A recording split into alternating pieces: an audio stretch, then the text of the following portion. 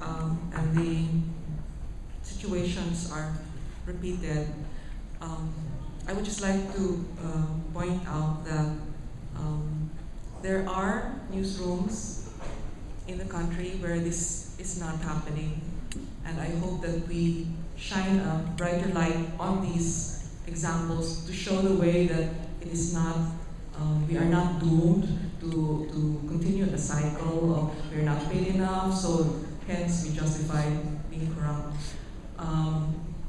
In some newsrooms, and it's still gratifying to know that there are young reporters straight out of school whose sense of idealism is intact, and where they abide by the policies of the newsroom to declare envelopes that are thrust at them, and newsrooms that acknowledge it, use the money to donate to a charity and give a letter to the givers mentioning that this amount cannot be received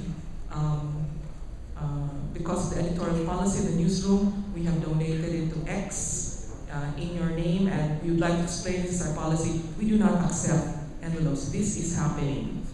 And I just like to encourage the others that the younger ones, the younger reporters still do have a sense of idealism very intact.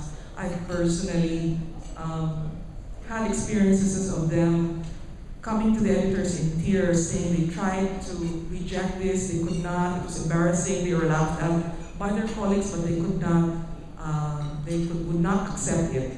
And so their conduct and the way they handled it was discussed in the newsroom and held up as an example.